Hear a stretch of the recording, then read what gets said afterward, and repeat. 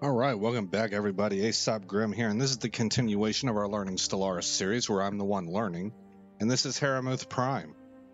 This is probably the world that we're going to be colonizing next.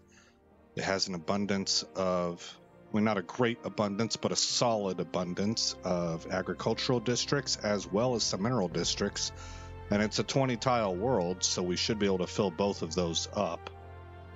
And as I say, that's probably what we're going to be colonizing next. Let's go ahead and get the timer started. I'm also thinking it's a possibility that this is the last episode for a little bit that we record all the way through. We may start using that pause function in the next episode and I'll bring you back for things like colonization of planets or significant events that happen, and obviously if we get attacked or anything like that. But I think we're entering into the phase of the game where we are doing a managed expansion onto these various planets, building jobs, filling them with workers, as well as trying to gain more planets that turn into pop farms for breeding populations. So that's the idea, and that can be kind of tedious. So if I put you on pause, you're really not missing a whole heck of a lot. I can back brief you whenever I bring you back in, and it shortens the series significantly as we cover potentially large blocks of time. All right, let's get this information all back. Remember, we are still terraforming, so this planet is not done terraforming yet. We will not colonize it just yet, but it's located right here. We'll hit unpause. Ships refitted. Turn up to speed 3. Ships refitted. Ships refitted. Ships refitted. Ships refitted. We're at about 1200 science. Ships refitted. Ships refitted.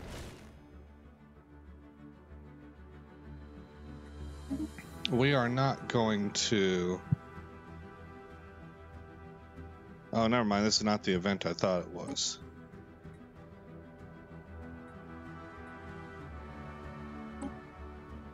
We're going to trade with these guys. They're in a different dimension. It's a parallel timeline.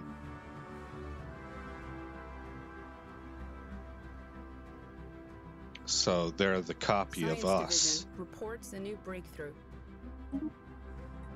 All right, we got the improved structural integrity. And next we will grab what? Ion thruster is as good as anything else.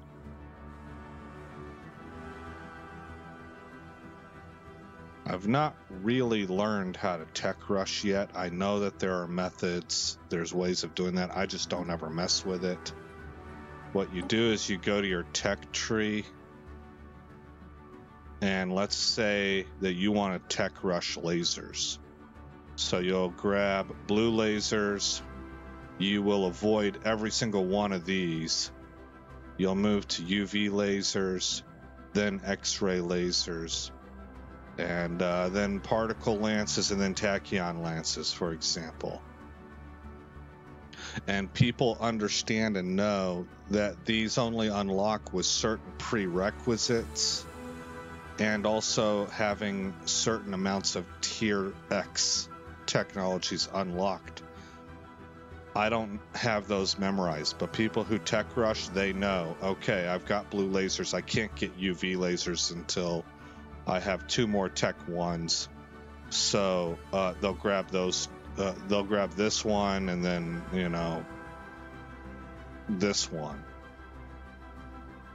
Even if other stuff is available that they want, because they know by getting these 2 tech 1s, tier 1 techs researched, bam, it's going to open up UV lasers. And that's how they'll tech rush. And they'll do that for everything. They'll decide what they want. We're going to be lasers, and we're going to be guns. Okay, well, guns would be under engineering.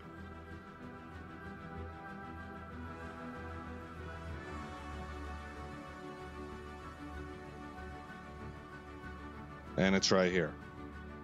And they'll do the same thing here. They'll decide what they want down here. Do they want stormfire cannons, or do they want the giga cannon? And if they want the giga cannon, they're going to go through the mega cannon, advanced rail guns, coil guns, and they'll do what they need to do to get just those techs. They will not waste any time at all researching high density munitions or ripper cannons. And that's just kind of a very streamlined way of doing things. I don't really like doing that because I don't have good reasons for it. It doesn't feel organic to me. I don't think it fits well with role playing. These are professors. They're doctorates. Not professors, but they're doctorates. And the doctorate level of education is only conferred upon those who are expected to be capable of pushing the boundaries of their present field. So if they're researching railguns, they're already pushing beyond the limits of where our technology is at.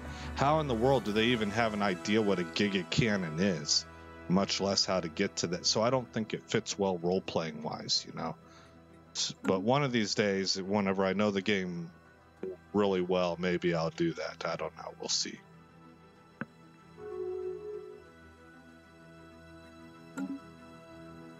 Emergency measure minor admin sanctions. Okay.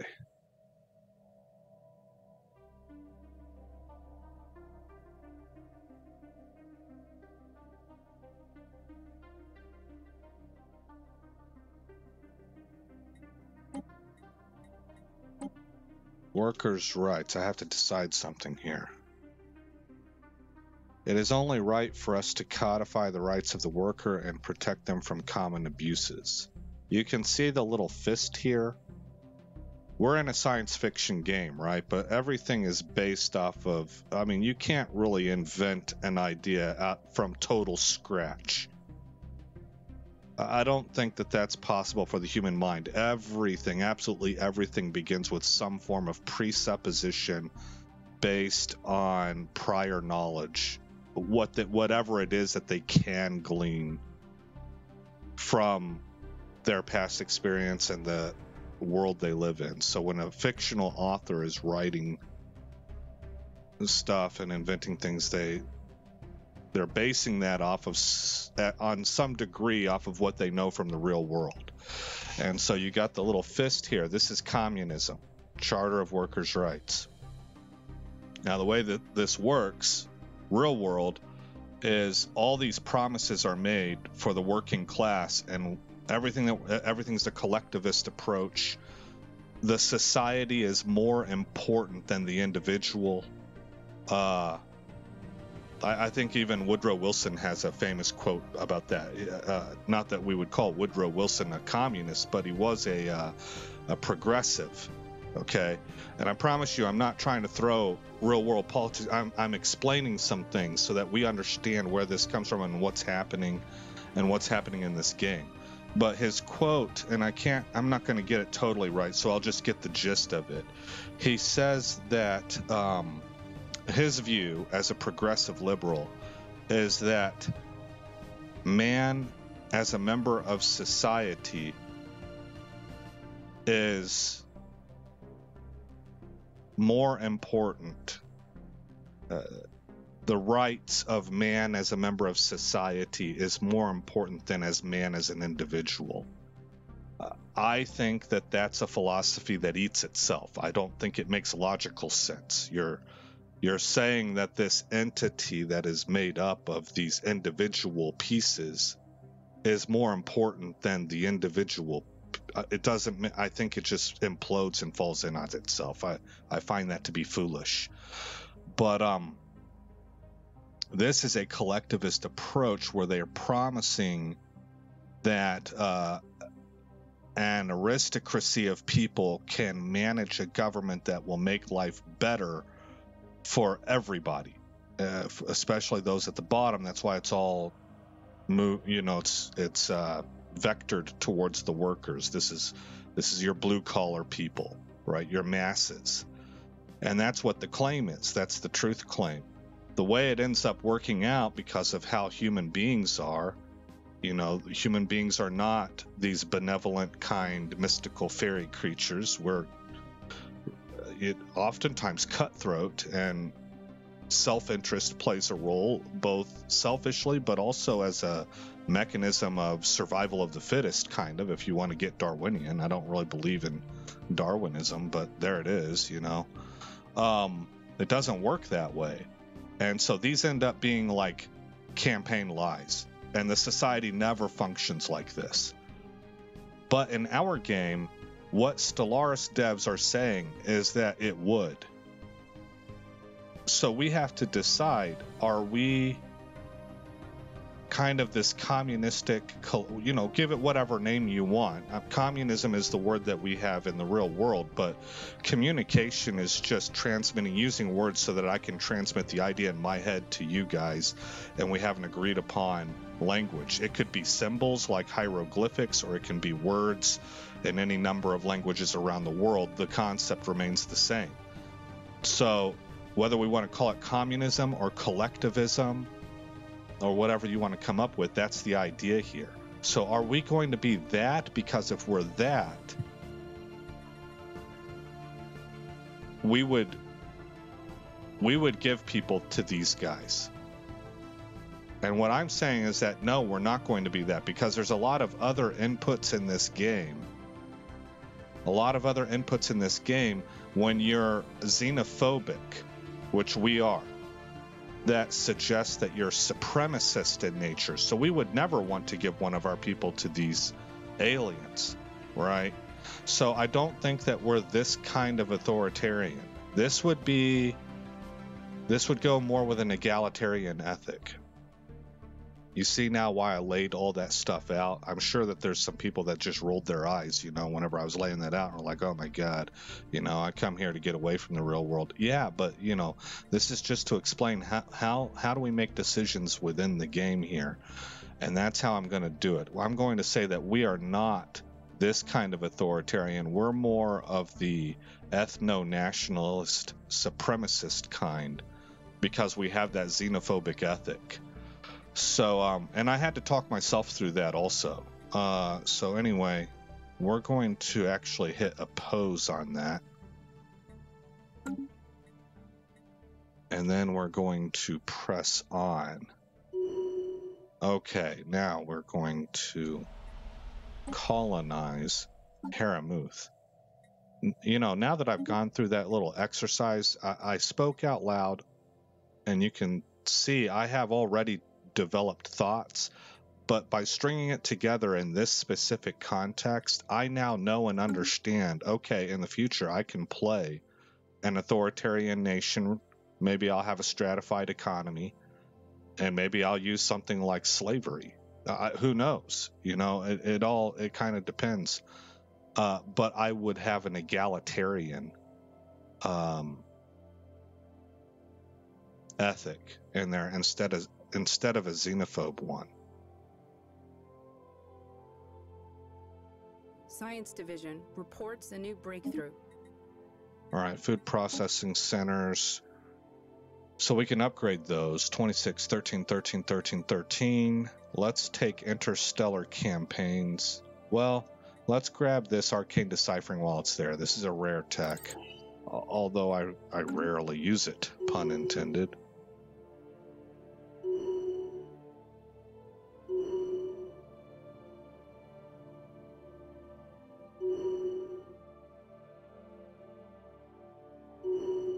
And all of the worlds within these borders, minus the tomb worlds, which will require a different tech, and I have 2 of them, they're now continental worlds.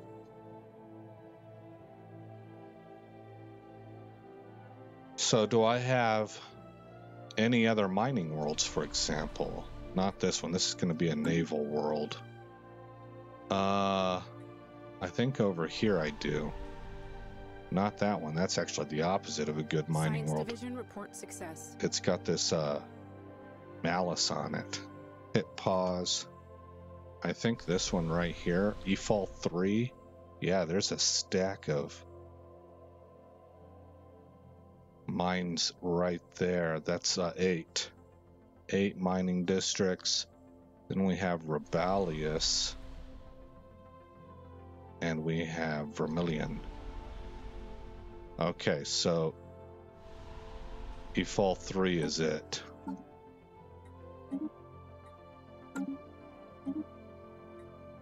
Ion Thruster. What are we going to grab next? We're going to grab Crystal Mines. And then I think we're getting close to where we maybe want to go ahead and grab cruisers. Are we still way ahead of them? Yeah. And we have a lot of Science naval Division cap left reports a new too. breakthrough. Let's see here. Of all, well, that research institute would be nice.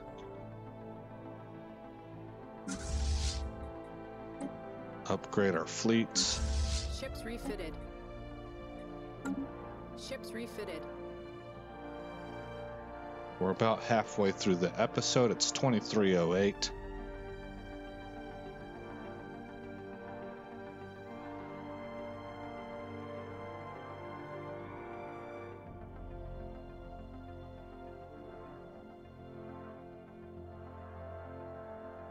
One of our colony ships is out. Construction complete.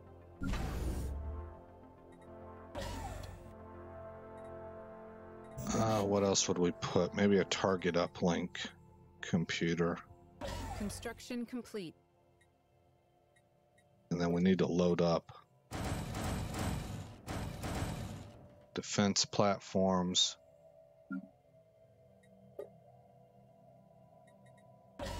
Construction complete.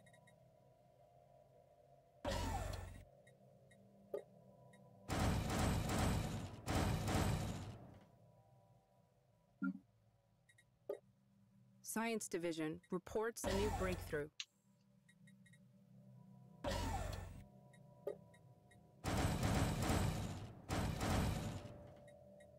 Okay, our wormholes are covered. Psionic theory is something I like to grab to reduce that empire sprawl, just because whatevs.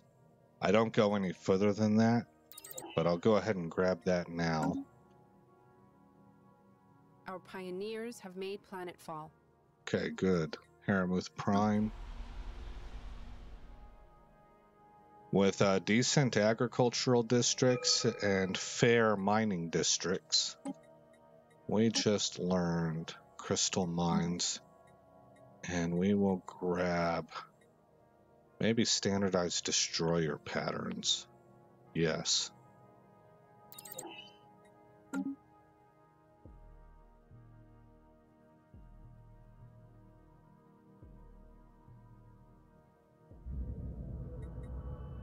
A relief. Shiat Station. Oh, what is this? Yeah, see?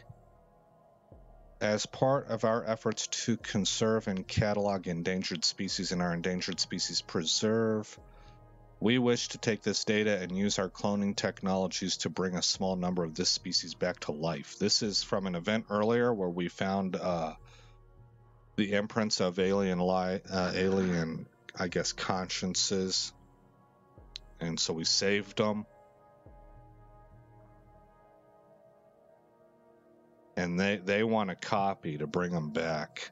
We're like, no, we grabbed them and put them in our possessions for exactly that reason. So people like you couldn't find them and do something crazy like actually bring them back to life. So we'll hold on to it.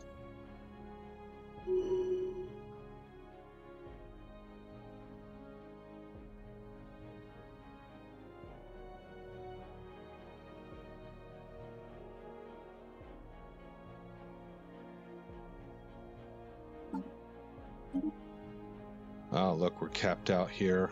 I guess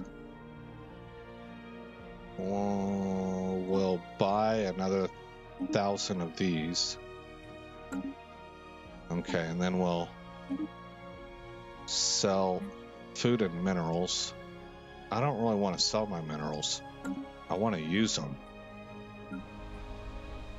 What else do we need? We need to up level that.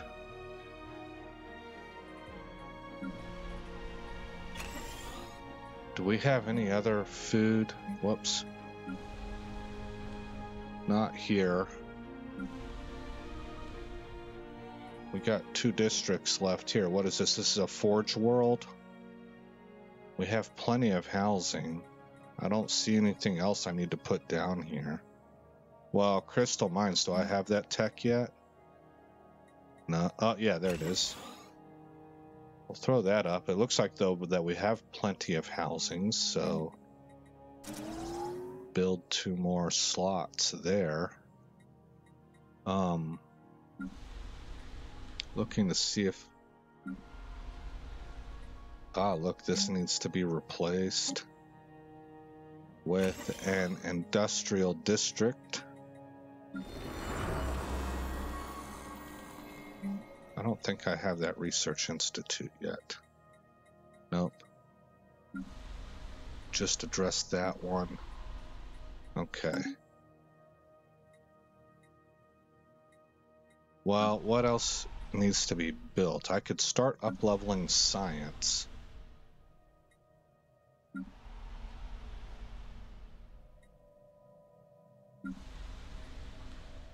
I'm just checking to see if anything needs to have its districts expanded.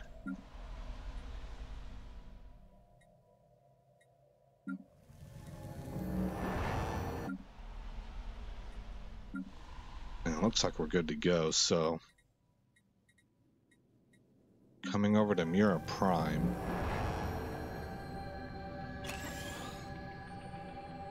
Let's try getting a whole row. That's a lot of jobs. That's a lot. Maybe we should do 2. How are we sitting on available bodies? 1, 4, 5, 6. That's it. Okay. It's 2310. Our second colony ship is out and on its way.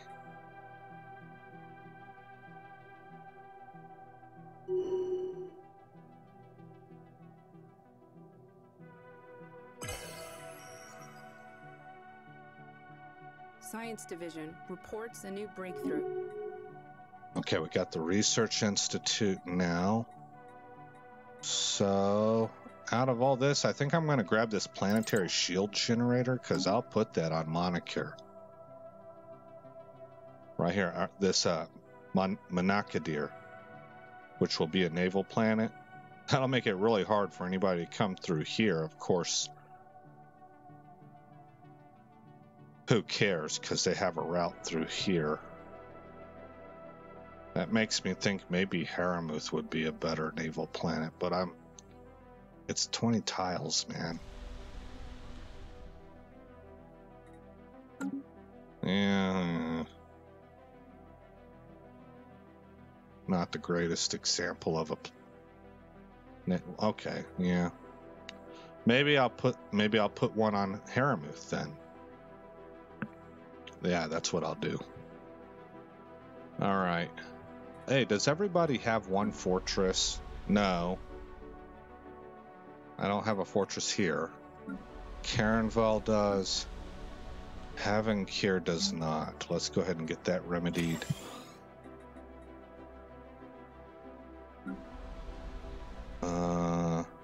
Fume Prime does not.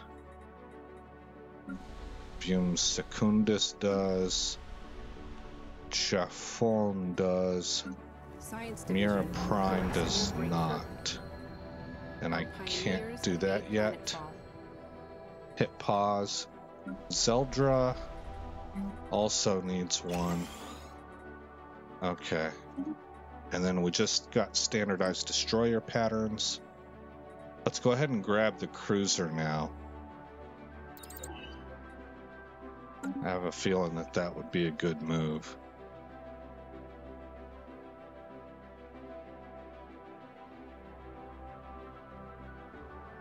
at 14,000 alloys. I also think it's a good idea to create 2 more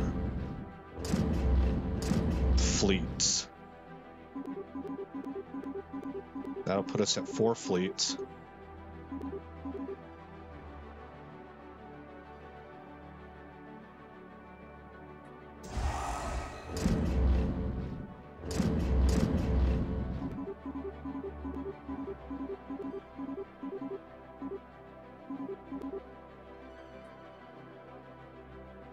I'll do this one when the other one's done building.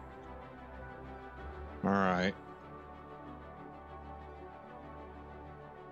And we should be able to stick at 4 fleets for a while. I may add more down the road, but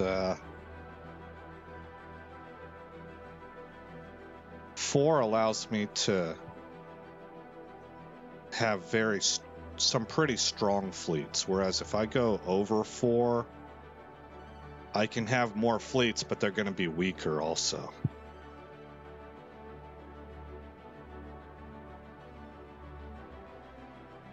Science Division reports a new breakthrough. We will buy 1,000 of those gases. I was capped out up here on credits. Okay, we got the psionic theory. Let's grab artificial moral codes, which every time I see that, it makes me cringe. Ugh.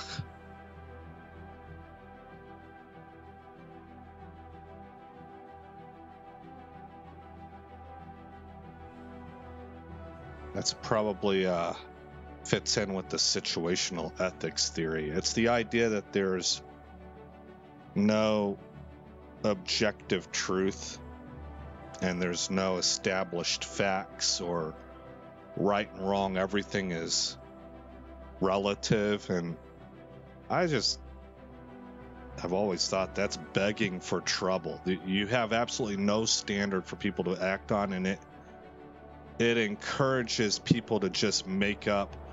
Like, basically what it does is that in any given situation, you have what it is that you want to do. It has nothing to do with morality. It has to do with self-serving goals. You have your result that you want. This is the whole problem with equality of outcome versus equality of opportunity. You have a predetermined result, typically in your own favor, that you want to achieve. Situational ethics will allow you to justify that with any kind of narrative or jargon you want to come up with. It has absolutely nothing to do with morality and everything to do with you greasing the tracks to accomplish whatever you want. And some of the most unspeakable evils has occurred under just exactly that kind of thinking. I mean, you just only have to go to the 1920s Germany to see that in effect. It's absolutely insane. Advanced research complexes, disruptor. How about the positronic AI? Oh man, that would take us a really long time. We're not going to do that. This one's 44,000. We'll take the shield capacitor. All right, guardian angels. I don't think so. We oppose that. And our third force is done. So now, go over to Fleet Manager, create a 4th force.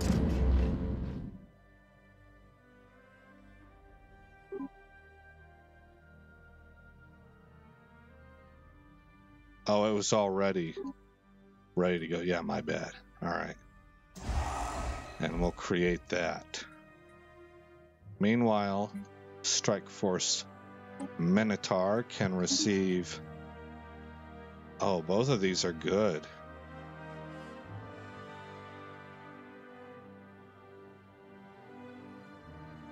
Well, I'll go with the younger Sonia Statnik, and the 4th one will get Admiral Anastasia Turgeneva.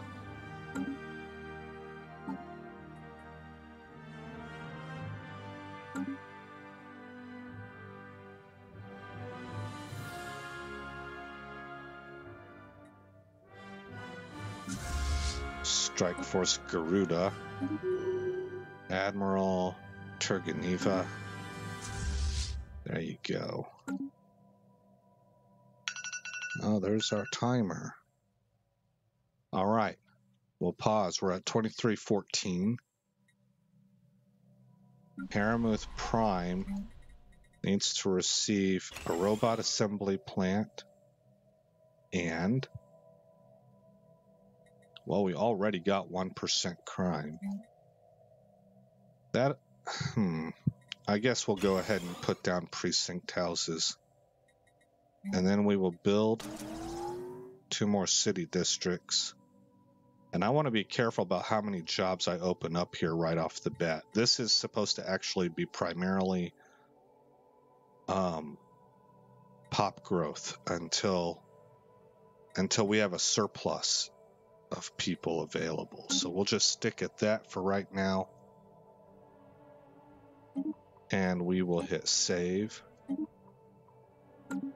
Let's do a recap here. We're at plus 413 on energy credits, plus 126 on minerals, plus 133 on food, plus 104 on alloys. That took a significant uptick. Plus 79 on consumer goods. That's jumped up since I think we were at plus 6 at one point in the last episode. We're capped out on influence and earning 4 influence a month. We're at 181 on unity. Our science, 8, 9, 10, 11. We're still lurking around 1200, but we're opening jobs up also. What's Mirror Prime look like? 1 job open. Okay. And still can't do that because we can't do this yet. We have to upgrade here to a planetary capital before we can put down a research station. So we're still at about the same level of science, but we are expanding that as we speak. We're doing okay. We're well within. We can buy this stuff. This is not a problem for us at all on strategic resources. 295 human populations and 56 harvester for a total of 351. 9 of 12 on starbase capacity, and currently sitting at 102 of 226 naval capacity.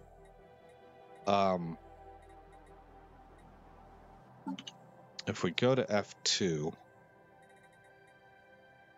let's do the math here. We're at 13.1, we'll say, and they are at 57, we'll say. So 11, 10, 9, 8, 7, 6, 5, 4, 13, 12, 11, 10, 9, 8, 7. So that's the set. We've only maintained our gap. I was really hoping to expand that, but I think 7,400 is where we begin, and 7,400 is where we end as well. Okay. Another thing we can look at is over here on contacts, and everybody that we have intel on is pathetic or inferior. The Haval state, they're very good at growing. They're pacifists, fanatic materialists. That helps. And we don't really know anything else about them. These guys are the main competitor, followed closely by the UNE, moderately closely, but they tend to partner up, and so the UNE benefits from them, and they share tech and stuff, and that catches the UNE up. So anyway, that's where we're sitting. 2314, May 11th. Again, I'm Aesop Grimm. Thank you for coming by this channel. I hope all is well as in your neck of the woods. And I'll see you in the next episode where this story continues.